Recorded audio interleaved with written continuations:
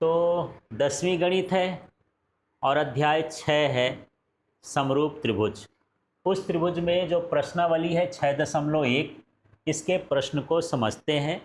प्रश्न है, कोष्ठकों में दिए शब्दों में से सही शब्दों का प्रयोग करते हुए रिक्त स्थानों को भरना है। सभी वृत्त खाली स्थान होते हैं, तो सभी वृत्त कैसे होते हैं? समरूप भरना है। क्या भरना है? समरूप। फिर ये सभी वर्ग खाली स्थान होते हैं, ये भी क्या होते हैं? समरूप होते हैं। सभी त्रिभुज समरूप होते हैं। कौन से वाले? समबाहु त्रिभुज। कौन से वाले? समबाहु त्रिभुज समरूप होते हैं। फिर भुजाओं की समान संख्या वाले दो बहुभुज समरूप होते हैं, है ना। यहाँ पर खाली स्थान में क्या आन भरा है? समरूप होते हैं। यदि थोड़ा सा उनके संगत कोण कैसे हों? बराबर हो, तो यहाँ क्या भरोगे? बराबर। उनकी संगत भुजाएं कैसी हों? समानुपाती हों। ठीक है, तो ये चौथा का ये दो ऑप्शन है ना, कि बहुभुज समरूप होते हैं, चाहे बहुभुज आ जाए चाहे त्रिभुज आ जाए, यदि उनके संगत कोण क्या हों? बराबर हों, और उनकी संगत भुजाएं कैसी हों? समानुपाती हों, माने समान अनुपात में हों। अब इसका हम दूसरा वाला क्वेश्चन देख लेते हैं। दूसरा क्वेश्चन क्या है?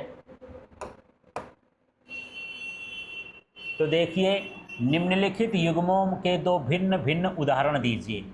समरूप आकृतियां क्या हैं? ऊपर जो खाली स्थान भरे हो उसी में से उदाहरण दे देना है।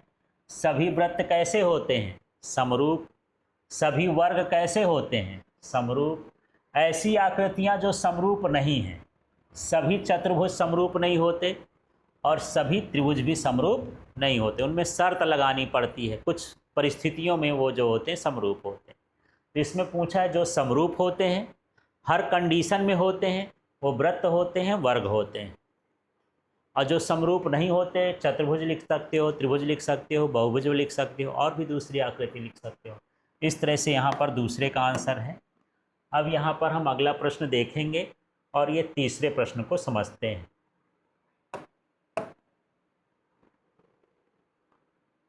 तो देखिए, बताइए निम्नलिखित चतुर्भुज समरूप हैं या नहीं है।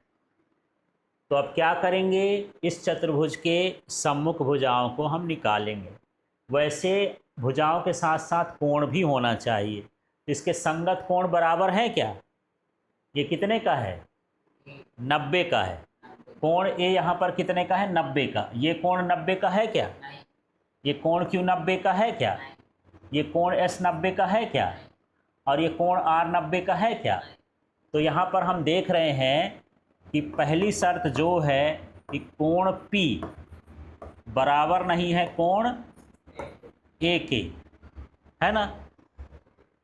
और देख लो, कोण Q भी बराबर नहीं है कोण B के, और कोण S बराबर नहीं है कोण D के, और कोण R बराबर नहीं है कोण C के।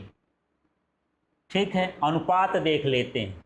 यदि इसमें 2 गुना कर दें तो 3 आ जाएगा, इसमें 2 गुना कर दें 3 आ जाएगा, इसमें भी 2 गुना कर दें 3 आ जाएगा। अनुपात तो बराबर है पर कोण बराबर नहीं है, इसलिए त्रिभुज, ये चतुर्भुज क्या है? समरूप नहीं है। ठीक है, क्लियर हो गया। अब एक मूल शर्त देखो। अब हम बात कर लेते हैं त्रिभुज की।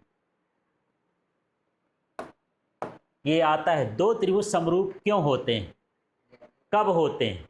यदि उनके संगत कोण क्या हों? बराबर हों, तथा उनकी संगत भुजाएं एक ही अनुपात में, दोनों शर्तों को फॉलो करता हो। कोण भी बराबर होना चाहिए और उनकी संगत भुजाएं क्या होनी चाहिए? अनुपात में होनी चाहिए। तो त्रिभुज कैसे होते हैं?